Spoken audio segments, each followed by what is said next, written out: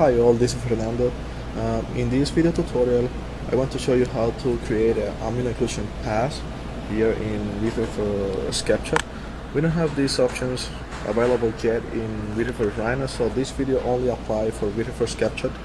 I'm using this scene that is from our user Trangan HAP. I don't know the real name of this user, but this is one of my favorite ever scene render using Visual for SketchUp.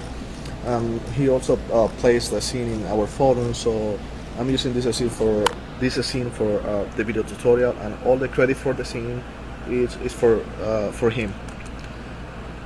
So going back to SketchUp, I want to show you my options. I'm using in my global switches everything by default. Also in my main sample I have the adaptive DMC. I'm using adaptive DMC because adaptive DMC is better when you have glossiness material, glass material with reflection and refraction material. That's why I'm using adaptive DMC. If you don't have glossiness material or if you don't have glass, the best solution is adaptive subdivision.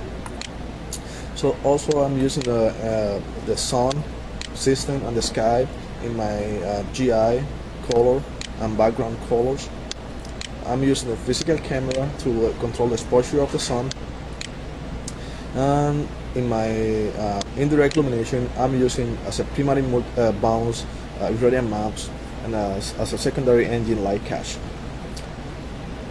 Okay, as soon as you click render, I will not click render because I don't want to spend too much time in the rendering process, but I already saved the final render for you guys. So as soon as you click render, you are going to see this kind of render.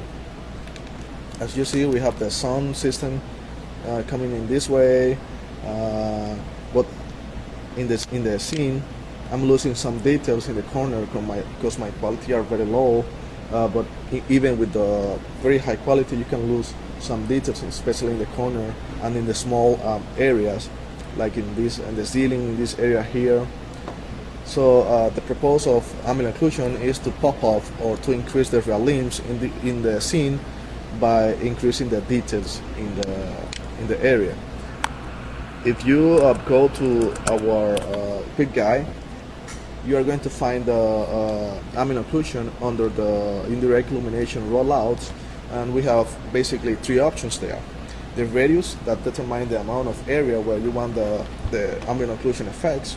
The subdivision is a quality. Every single time that we speak about subdivision in V-Ray, we are speaking about quality, and also the amount is exactly what the word said, the amount of ambient occlusion. But in other words, if you want darker ambient occlusion, you have to increase the amount.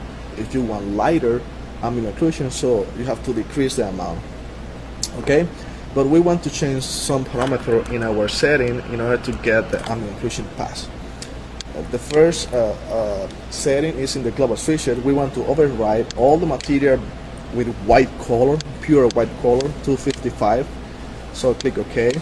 And also we don't want any other lights that affect my ambient occlusion. The only light that we want to affect the ambient occlusion is the GI lights.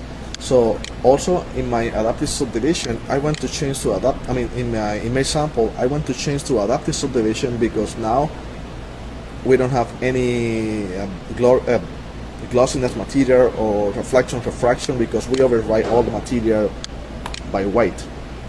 Also we have to go to the environment and disable the sun because we want only the GI lights. The GI light produce smooth shadows everywhere, so we want to use this kind of light in order to create an even ambient occlusion effects. So also, if you want to increase the brightness of the ambient occlusion, change the multiplier to 2 in both in the GI color and in the BG color. Also, we don't want to use the physical camera to control our exposure anymore because we don't have the sun. So disable the exposure control. Now the physical camera will not control the exposure of your scene. And the last step is going to the indirect illumination and change the radius, enable the indirect illumination on the ambient occlusion.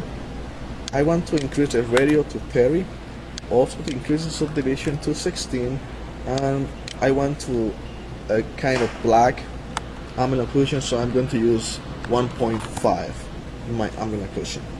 So that's it. With those settings, as soon as you click render,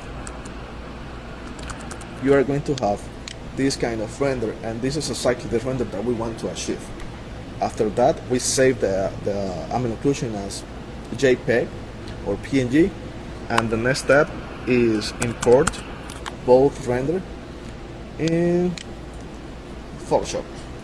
In the final render, I also applied some color corrections. I applied the background sky, some glow effect here, but you can do that in your personal workflow. But the thing is, you have to click Ctrl A to select everything, Ctrl C to copy, then go back to the final render, and Ctrl V to paste the ambient occlusion layer to the final render. Okay, going to the layer, you have to go to the layers and change the blending mode to multiplier. As soon as you change the blending mode to a multiplier, you can see that everything gets darker, but you have to control this darkness with the opacity. So let's reduce the opacity a little bit to 20 or even to 35, and you can see how this ambient occlusion improved my quality. Also, you can see how the darkness changed, or my scenes became a little bit darker. This is because my ambient occlusion path is kind of gray in this area in the wall, and I did the kind of white that I have in the background. So I should go to adjust level and increase the white color a little bit, this kind of color. Click OK, and now change the blending mode to multiplier and reduce the intensity or the opacity to 35.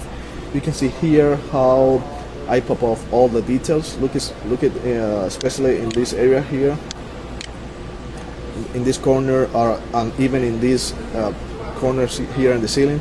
You can see when I hide the layer, we lost all the details there. We don't have the corner here, we don't have the corner in the ceiling. So this is a very powerful tool to increase all the details in your scene. Also, you can see here in this corner how we have more details. See, without ambient occlusion and with ambient occlusion. Also, if you see here in the pools in this corner, because this corner is very small, we lost the details. Right now we don't have any details in the corner without the ambient occlusion pass, but when I enable the layer, you can see all the details here in the rock. You can see these shadows in the rock, and also the lights here have kind of dirt effects, and this is very cool when you use ambient occlusion pass. You can see how you increase the details and the realism in your scene. No matter that you have a low quality setting, you can improve the quality of your scene using ambient occlusion. You can see here in this corner how I lost my detail. So guys, this is all that I have for you in this video tutorial. Remember, convert all the material or override the material as white, disable all the light including the sun and the physical camera, and enable the ambient occlusion. So I hope you can enjoy this video and use this workflow in the future. Bye bye. See you next time.